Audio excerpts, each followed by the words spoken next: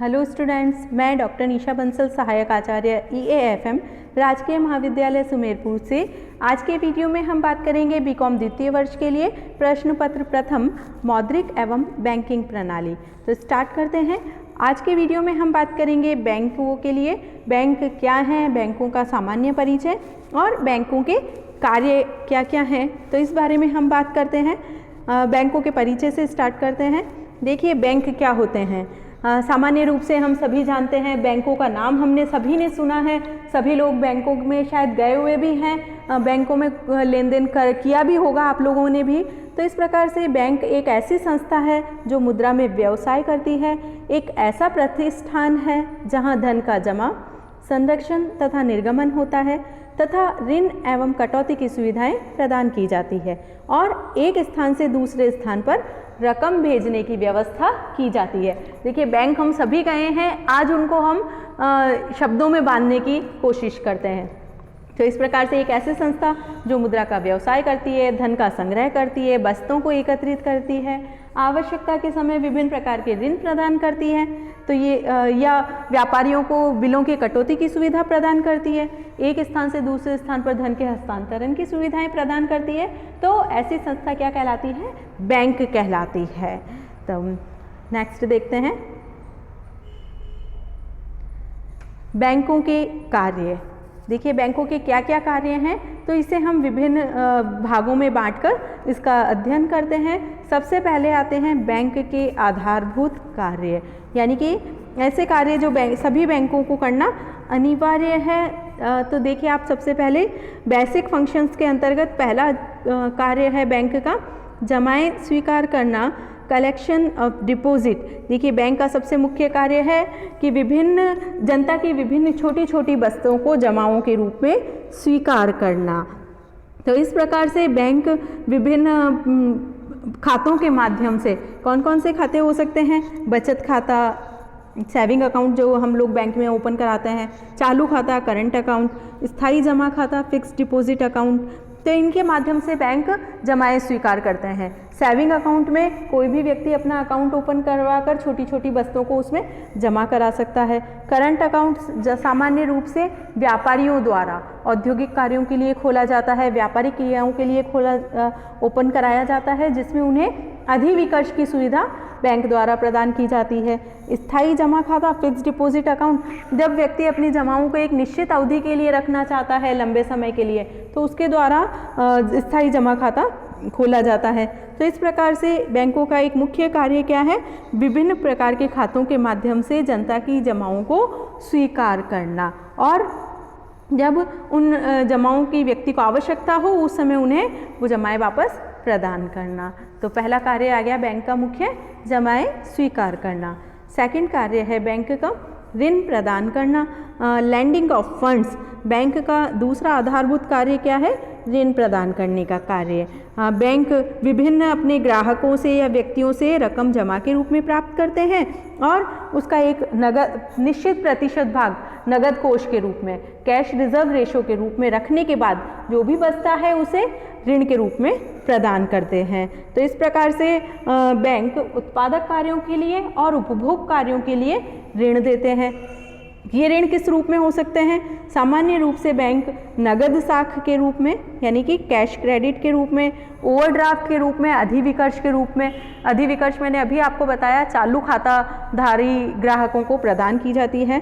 तो बैंक नगद साख के रूप में, अधिविकर्ष के रूप में, प्रत्यक्ष ऋणों के रूप में या विनिमय बिलों की कटौती के रूप में ऋण प्रदान करने का कार्य करते हैं। तो इस प्रकार से ये थे बैंक के आधारभूत कार्य। नेक्स्ट आते हैं जन सामान्य से संबंधित कार्य, functions related to general public. सामान्य जनता से संबंधित क्या क्या कार्य हैं जो बैंकों द्वारा संपादित किए जाते हैं? तो देखिए, इसमें पहला कार्य है बहुमूल्य धातुओं की या बहुमूल्य वस्तुओं की सुरक्षा करना। देखिए, आपने देखा होगा बैंक लॉकर्स की सुविधा प्रदान करते हैं, लॉकर फैसिलिटी प्रोवाइड करते हैं, जिसके अंतर्गत वो क्या करते हैं? अपने ग्राहकों को एक लॉकर ओपन करने की सुविधा प्रदान करते हैं और ग्राहक उस लॉकर में अपने महत्वपूर्ण पत्र, बहुमूल्य धातुएं या प्रतिभूतियों को सुरक्षित रूप से रख सकते हैं। और इस लॉकर फैसिलिटी के लिए, लॉकर सुविधा के लिए बैंकों द्वारा एक निश्चित जिसको हम बोल सकते हैं शुल्क वसूल किया जाता है, जिसे हम किराया या शुल्क के रूप में बता सकते हैं, जो बैंकों द्वारा लिया जाता है। तो इस प्रकार से ग्राहक इन संपत्तियों को, जो उसकी जिसको हम बोल सकते हैं बहुमूल्य धातुएं हैं या प्रतिभूतियां हैं, उन्हें अपने पास ना रखकर बैंक के लॉकर में सुरक्षित रख सकता है। और उनकी सुरक्षा बनाए रखने का दायित्व किसका होता है? बैंक का, क्योंकि बैंक इनके बदले में, इस सुविधा के बदले में किराया या शुल्क प्राप्त करता है। तो इस प्रकार से बैंक अपने ग्राहकों की बहुमूल्य वस्तुओं की सुरक्षा करता है। नेक्स्ट देखिए, साख संबंधी सूचनाएं प्रदान करना, information related to credit. Bank अपने ग्राहकों को अन्य व्यापारियों या अन्य व्यापारिक औद्योगिक प्रतिष्ठानों की साख और प्रतिष्ठा के बारे में सूचनाएं उपलब्ध करते हैं। इसके अलावा बैंक क्या करते हैं, अन्य व्यापारिक संस्थाएं यदि चाहे, जब अन्य व्यापारिक संस्थाओं को आवश्यकता हो, उस समय बैंक अपने ग्राहकों की साख ख्याति के बारे में, यानी कि अपने ग्राहकों की आर्थिक स्थिति के बारे में सूचनाएं प्रदान करते हैं। अर्थात जब भी ग्राहक को किसी अन्य संस्था से लोन लेना है, बैंकिंग या अन्य कोई भी कार्य करना है, वित्तीय कार्य, उस सिचुएशन में वो संस्थाएं बैंक से ग्राहक की आर्थिक स्थिति के बारे में पता करती है और बैंक उनको ये सूचनाएं प्रदान करने का कार्य करती हैं। तो ऐसी सिचुएशन में इन सूचनाओं के आधार पर एक ग्राहक अन्य संस्थाओं से वित्तीय सुविधाएं प्राप्त कर सकता है। नेक्स्ट कार्य क्या है बैंकों का, देखिए, साख पत्रों का निर्गमन, issue of letter of credit. Bank क्या करते हैं, अपने ग्राहकों के लिए विभिन्न प्रकार के साख पत्र निर्गमित करते हैं, जैसे कि यात्री चेक हो गए, साख पत्र हो गए, प्रतिज्ञा पत्र नहीं, जितने भी साख पत्र हैं और जो यात्री चेक वगैरह हैं, ये सारे बैंक अपने ग्राहकों की सुविधा के लिए जारी करते हैं, निर्गमित करते हैं। और इनके माध्यम से, इनका मुख्य उपयोग क्या होता है, इन साख पत्रों के माध्यम से धन के प्रेषण का कार्य बहुत ही सरल और सुविधाजनक हो जाता है। व्यक्ति को अपने साथ नगद कैश रखने की आवश्यकता नहीं होती है, बल्कि इन प्रपत्रों के माध्यम से वो आसानी से कार्य कर सकता है कि धन रखने की जोखिम से उसको सुरक्षा प्राप्त हो जाती है। नेक्स्ट कार्य है बैंकों का प्रतिभूतियों का अभिगोपन करना, अंडरराइटिंग ऑफ सिक्योरिटीज़। देखिए, बैंकिंग संस्थाएं क्या करती है, निजी और सार्वजनिक प्रतिष्ठान, सरकार या स्वायत्त शासी निगम के अंश, ऋणपत्र या प्रतिभूतियों के अभिगोपन का कार्य भी करती है। इन सेवाओं के बदले में, जो भी अभिगोपन से संबंधित सेवाएं हैं, बैंक को क्या मिलता है, अभिगोपन कमीशन प्राप्त होता है। और अभिगोपन क्या होता है, यानी कि इनकी प्रतिभूतियों का ऐसा भाग जो नहीं बिके, वो सब या उनको बेचने का कार्य कौन करता है, बैंक। इस प्रकार की सुविधाएं उपलब्ध कराता है, अर्थात अभिगोपन से संबंधित सुविधाएं भी बैंक उपलब्ध करवाता है। नेक्स्ट कार्य है बैंक का आर्थिक एवं वित्तीय समंकों का संग्रहण एवं प्रकाशन करना, collection and publication of economic financial data.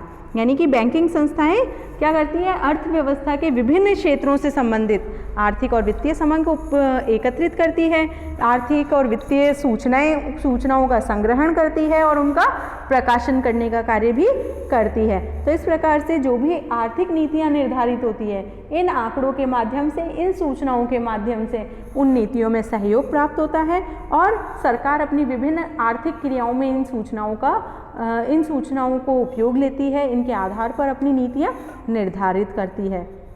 तो इस प्रकार से अर्थव्यवस्था से संबंधित विभिन्न आर्थिक समंक, वित्तीय समंक एकत्रित करने का कार्य भी बैंक करते हैं। बैंकों के कार्यों में आगे देखते हैं हम अभिकर्ता संबंधी कार्य। अभिकर्ता संबंधी मतलब एजेंसी फंक्शंस। बैंक अपने ग्राहक के प्रतिनिधि के रूप में भी बहुत कार्य करते हैं और इसके लिए क्या करता है बैंक, कुछ कार्य ऐसे होते हैं जो बैंक निःशुल्क भी करते हैं और कुछ कार्य ऐसे हैं जिनके लिए शुल्क भी लिया जाता है या कमीशन लिया जाता है। तो ऐसे कौन कौन से कार्य हैं देखते हैं हम जो बैंक अभिकर्ता के रूप में करते हैं। फर्स्ट देखिए आप, धन का हस्तांतरण करना, ट्रांसफ़र ऑफ मनी, यानी कि बैंक अपने ग्राहकों के धन को एक स्थान से दूसरे स्थान पर हस्तांतरण की सुविधा प्रदान करते हैं और इस कार्य में ड्राफ्ट का या अन्य विलेखों का प्रयोग किया जाता है। इस प्रकार से बैंक धन के हस्तांतरण का कार्य भी करते हैं। नेक्स्ट देखिए, चेकों का संग्रहण करना, कलेक्शन ऑफ चेक्स। बैंक क्या करते हैं, अपने ग्राहकों की ओर से चेकों की राशि का संग्रह करते हैं और इन चेक से जो भी राशि प्राप्त होती है उसे ग्राहक के खाते में जमा करते हैं और साथ ही अपने ग्राहक के आदेशानुसार बैंक इन चेकों का भुगतान भी करते हैं। तो इस प्रकार से बैंक चेकों के लेन देन का कार्य, चेकों की राशि कलेक्ट करने का कार्य या चेकों की राशि का भुगतान करने का कार्य भी करते हैं। नेक्स्ट देखते हैं, ग्राहकों के लिए भुगतान प्राप्त करना, पेमेंट कलेक्शन फॉर कस्टमर्स। देखिए, बैंक अपने ग्राहक के निर्देशानुसार उनके खाते में प्राप्तियां हैं, प्राप्तियों में क्या हो सकता है, मकान का किराया हो गया, लाभांश हो गया, ब्याज हो गया आदि प्राप्त कर सकते हैं। अर्थात बैंक अपने ग्राहकों के लिए मकान किराया, ब्याज, कमीशन जो भी जिस आदेश दे ग्राहक वो सब वसूल करते हैं, प्राप्त करते हैं और उनके खातों में जमा करते हैं और साथ ही इनका हिसाब रखने का कार्य भी करते हैं। तो इस प्रकार से बैंक इन कार्यों के लिए कुछ शुल्क भी अलग से वसूल कर सकते हैं। नेक्स्ट देखिए, ग्राहकों के दायित्वों का भुगतान करना, to make payment of customers liabilities. देखिए, जिस प्रकार से बैंकों ने ग्राहक के आदेशानुसार उसके विभिन्न दायित्व, विभिन्न जिसको हम बोल सकते हैं कि प्राप्तियां की है उसके लिए, उसी प्रकार से बैंक ग्राहक के दायित्वों के भुगतान करने का कार्य भी करते हैं। जैसे ग्राहक का बीमा प्रीमियम का भुगतान है किसी भी तरह से, या ग्राहक के मकान किराए का भुगतान कर दिया बैंक ने, या ऋण पर ब्याज का भुगतान करने का कार्य ग्राहक की ओर से कराए, तो इन सेवाओं के लिए भी बैंक शुल्क वसूल कर सकता है। तो इस प्रकार से ग्राहक के लिए भुगतान प्राप्त करने का कार्य भी करता है और ग्राहक के दायित्वों के भुगतान का कार्य भी बैंक करता है। नेक्स्ट देखिए, ट्रस्टी तथा प्रबंधक का कार्य, to act as trustee and manager. यानी कि बैंक अपने ग्राहकों के आदेश पर उनकी संपत्ति की व्यवस्था करता है, विभाजन या संपत्ति के विभाजन या प्रबंधक के उत्तरदायित्व भी स्वीकार कर सकता है। तो इस प्रकार बैंक ग्राहक के प्रबंधक या ट्रस्टी के रूप में भी कार्य करता है। नेक्स्ट देखिए, विदेशी विनिमय का क्रय विक्रय, purchase and sale of foreign exchange. यानी कि बैंक केंद्रीय बैंक की अनुमति लेकर अपने ग्राहकों की ओर से विदेशी विनिमय की क्रय विक्रय की सुविधाएं भी प्रदान करते हैं और अपने ग्राहकों के लिए पासपोर्ट के संबंध में भी सुविधा प्रदान करते हैं। उनका पासपोर्ट बनवाना है या उससे संबंधित कोई कार्य है तो ये सारे कार्य भी बैंक करते हैं। इनके लिए केंद्रीय बैंक की अनुमति लेना आवश्यक है, उसके बाद बैंक अपने ग्राहकों को इस प्रकार की सुविधा प्रदान कर सकते हैं। तो ये विदेशी विनिमय का क्रय विक्रय से संबंधित कार्य था। नेक्स्ट कार्य देखते हैं बैंकों के, आंतरिक तथा विदेशी व्यापार का वित्त प्रबंधन करना, financial management of internal and external trade.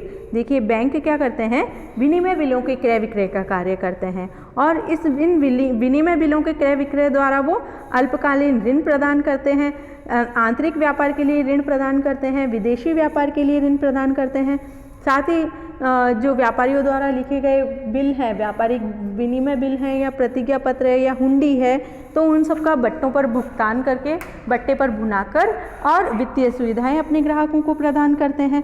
तो इस प्रकार अपने ग्राहकों की और साथ ही इन बिलों की जमानत पर वित्तीय सुविधाएं प्रदान करते हैं। तो दोनों ही काम हो गया, एक तो बिलों की जमानत पर वित्तीय सुविधाएं प्रदान करी और बिलों की कटौती करके भी वित्तीय सुविधाएं प्रदान करने का कार्य करते हैं। तो इस प्रकार से बैंक अपने ग्राहकों के लिए आंतरिक और विदेशी व्यापार के लिए वित्तीय संसाधनों का प्रबंध करने का कार्य भी करते हैं। तो ये बैंक के हमने विभिन्न कार्य देखे। अभिकर्ता से संबंधित कौन से कार्य हैं, जन सामान्य से संबंधित कौन से कार्य हो गए और मुख्य आधारभूत कार्य कौन कौन से हैं। यदि हम बात करें इसी में तो देखिए, समाज शोधन गृह से संबंधित कार्य बैंक करते हैं। बैंक राष्ट्रीय सुरक्षा कोष में जो भी है फंड लेने का, एकत्रित करने का कार्य करते हैं। उपभोक्ता वस्तुओं को क्रय करने के लिए अपने ग्राहकों को ऋण प्रदान करने का कार्य करते हैं, यानी कि उपभोक्ता साख प्रदान करने का कार्य करते हैं। बैंक अपने ग्राहकों के वित्तीय कोषों के विनियोजन के संबंध में सलाह और मार्गदर्शन देने का कार्य भी करते हैं। तो इस प्रकार से ये बैंक के विभिन्न कार्य हैं जो हमने आज देखे इस वीडियो में, और इसी के साथ आज का ये वीडियो समाप्त होता है। ये टॉपिक अगले वीडियो में हम कंटिन्यू रखेंगे। तब तक के लिए थैंक यू वेरी मच।